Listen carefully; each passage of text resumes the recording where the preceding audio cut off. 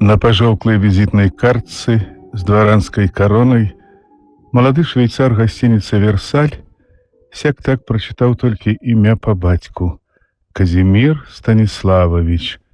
Далее шло нечто еще больше тяжкое для вымовления. Покрутивши картку ў руках, ён зірнуў у пашпарт, пададзены прыезджым разам з ёю, паціснуў плячом. Ніхто, прыязджаючы ў Версаль, не даваў візітных картак, кінуў тое і другое ў шуфляду і зноў пачаў глядзецца у срабрыста-малочнае люстэрка над столікам, узбіваючы гребянцом свае густыя валасы. Быў ён у падзёўцы і на чышчаных ботах, залаты пазумент на яго шапцы быў зашмальцованы, гасцініца была дрэнная. Казімір Станіславович выехаў з Кіева ў Маскву 8 красавіка па нечай тэлеграме, якая мела ў сабе толькі адно слова — 10. Грошы ў яго аднекуль узяліся, сеў ён у купе другога класа, шэрае, цьмянае, але яно, відаць, давала яму адчуванне раскошы, камфорту. У дарозе палілі ў печцы, і гэтае вагоннае цяпло, пах каларыфера і тугое пастукванне малаточка ў ім маглі нагадаць Казіміру Станіславовичу другія часы. Часам здавалася, што вярнулася зіма, белая, вельмі белая мяцеліца заносіла ў палях шчаціну рыжай пожні і вялікія свінцовыя лужы, дзе плавалі дзікія качкі.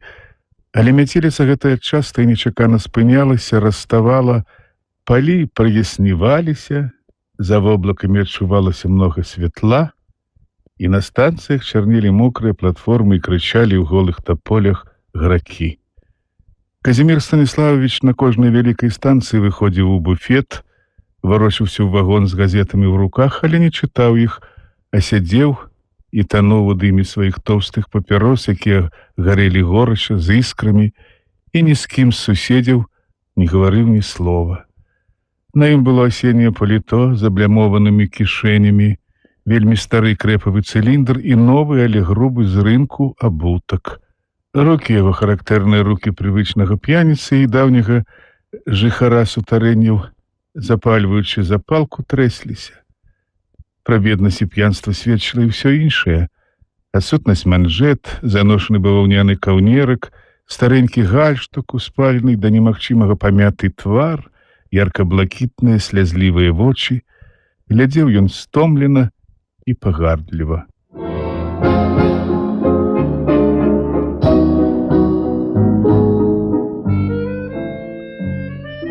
Ад ранейшага рэстарана, вядомага Казіміру Станіславовичу, асталася толькі адна назва. Цяпер гэта быў вялікі нізкапробны рэстаран. Над пад'ездам гарэў электрычны шар, ён геліятропавым непрыемным святлом асвятляў толькі ліхачоў другога гатунку, нахабных і бязлітасных да сваіх запаленых касцістых рысакоў, якія цяжка стогнуць на бягу. У сырых сенцах стаялі гаршкі з трапічнымі раслінамі, з тых, што пераязджаюць на платформах з пахаванняў на шлюбы і наадварот. У лёгкай да Казіміра Станіславовича кінулася адразу некалькі чалавек, і ўсе з такімі ж густымі клубамі валасоў, як у швейцара Версаля. У вялікай зеленаватай зале з мноствам шырокіх люстэрак і з маліновай лампадкай, што гарела ў кутку, было яшчэ пуста і запалена ўсяго некалькі аганькоў.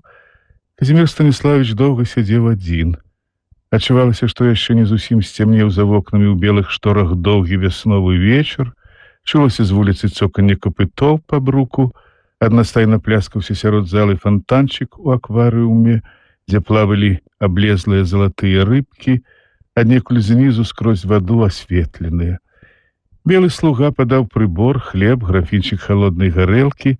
Казімір Станіславович пачаў піць гарэлку без закускі, сціскаў яе ў роце, перш чым праглынуць, а праглынуўшы, сціскаў зубы і нібы загіду і нюхаў чорны хлеб. Раптам, нават спалохаўшы яго, загула на ўсю залу і запела машына. Мешаніна з рускіх песень, то перабольшана бурных, бесшабашных, то не ў меру пяшчотных, працяжных, задушэвна-тужлівых. І ў Казіміра Станіславовича пачырванелі вочы, набеглі слязьмі.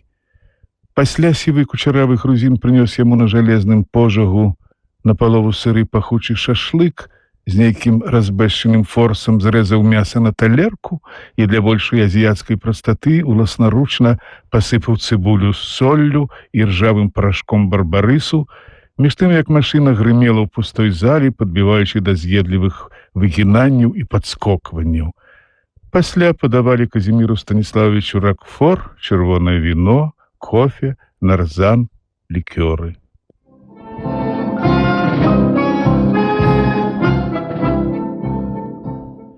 10 красавіка Казімір Станіславович прачнуўся позна. Мяркуючы па тым, як спалохана расплюшчыў ён вочы, можна было зразумець, што яго на імгненне ашаламіла думка аб тым, што ён у Маскве і тое, што было учора. Казімір Станіславович скінуў пінжак, пазваніў і пачаў умывацца. Прыбег калідорны, вастравокі хлапчук з лісіным пухам на галаве, у сурдуці і ў ружовай касаваротцы. «Калач, самавар і лімон», — сказаў Казімір Станіславович, не гледзячы на яго. «Напэўна, цукар наш загадаеце?» — з маскоўскай бойкасцю запытаўся калідорны. І праз хвіліну ўляцеў шыпучым самаварам на далоні каля пляча і імгненна раскінуў па круглым стале перад канапаю абрус, паднос са шклянкаю і паласкальніцаю, стукнуў па падносе ножкамі самавара. Тады Казімір Станіславович старанна прывёў сябе ў парадак, развязаў кашолку, перамяніў бялізну, дастаў танную лячыстую насавую хустачку, абмахнуў шчоткаю заношаны да льснення сурдут, цыліндры паліто, дастаў з яго падраныя кішэні і кінуў у куток зацёртую кіеўскую газету ад 15 студзеня. Апрануўшыся і расчасаўшы фарбавальным грэбенем бакі, ён падлічыў свае сродкі.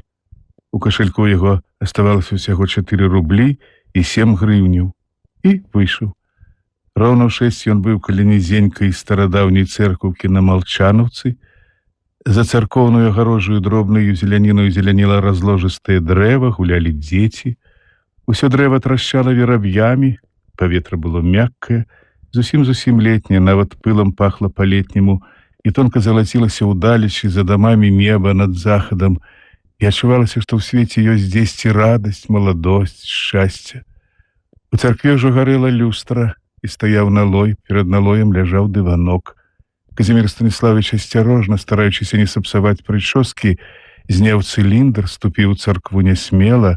Ён не бываў у цэрквах уже гадоў з 30 і прымайстраваўся ў куточку, але так, каб яму бачыць, хто вянчаецца. Ён аглядаў размалёванае скляпенне, падымаў вочы ў купал, і кожны яго рух, кожнае ўздыханне гулка аддавалася ў цішыні. Царква, зяючы сваім золатам, чакальна патрэскавала свечкамі. І вось, хрысцячыся, але свабодна, прывычна пачалі ўваходзіць царкоўныя служкі, пеўчыя, пасля старыя жанчыны, дзеці, вясельныя убраныя госці і заклапочаныя шаферы. Калі ж пачуўся шум каля цвінтара, захрабусцела коламі, пад'ехаўшы карэта, і ўсе кінуліся да ўваходу, і гранула сустрэча.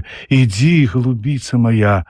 Казімір Станіславович укрыўся ад сэрцабіцця смяртэльнаю бледнасцю і міжвольна падаўся наперад. І блізка прайшла міма яго, нават вэлюмам сваім яго кранулася і ландышам абдала яго тая, якая нават не ведала пра яго існаванне на свеце, прайшла, схіліўшы сваю дзівосную галоўку, уся ў кветках і ў газе, што наскрозь свяціўся, вся бялютка і цнатлівая, як прынцэса, якая ідзе да першага прычасця. Жаніха, які сустрэў яе нізенькага, шыракаплечага, жоўтым прыплюснутым бобрыкам на цеме, Казімір Станіславович ледзьве бачыў. І за ўвесь час вянчання толькі адно было перад яго вачыма, схіленая ў кветках і ў вэлюме, галава і маленькая рука, што з дрыжаннем трымала запаленую свечку, перавітую белай істужкаю з бантам.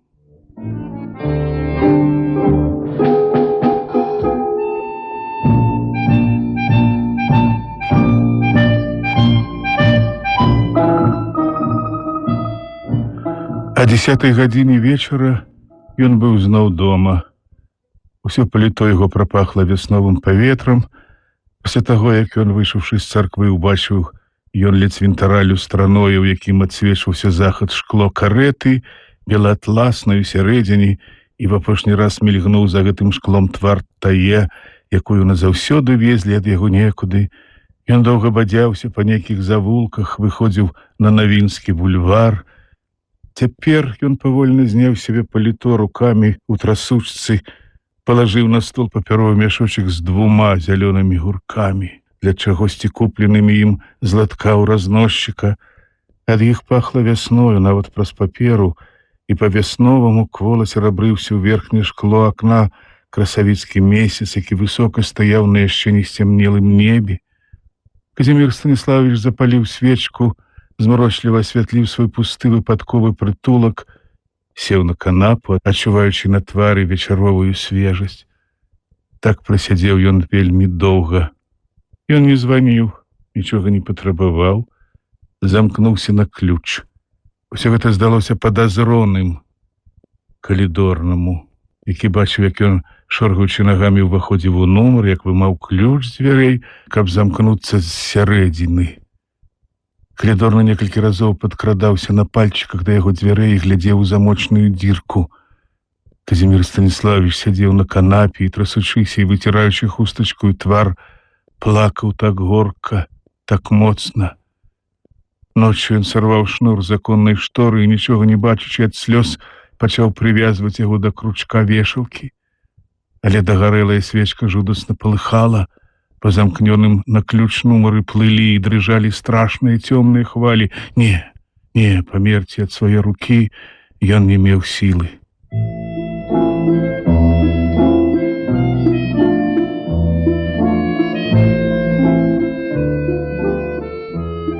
Раніцай ён паехаў на вакзал гадзіны за 3 да цягніка. На вакзале ён ціха хадзіў сярод пасажыраў з апушчанымі вачыма, нечакана прыпыняўся то перад тым, то перад другім і напаўголасам, роўна, без выразу, але даволі скора гаварыў: «Зрабіце ласку, знаходжуся ў безвыходным становішчы, на білет да Бранска хоць некалькі капеек». І некаторыя, стараючыся не глядзець на яго цыліндр, вышмулены як самітны каўнер паліто, і на жахлівы твар з аблінялымі фіялетавымі бакамі, спяшаючыся і канфузліва, давалі яму. А пасля ён змяшаўся з натоўпам, які кінуўся да дзвярэй на платформу і знік у ім, між тым, як у Версалі, у нумары, які 2 сутак як бы належаў яму, выносілі вядро з умывальніка, расчынялі на красавіцкае сонца вокны і, груба пераставляючы крэслы, выметалі, выкідалі смецце, а разам са смеццем яго разарваную запіску, забытую ім разам з гуркамі, якая ўпала на стол пад апушчаны абрус: «У смерці маёй прашу нікога не вінаваціць».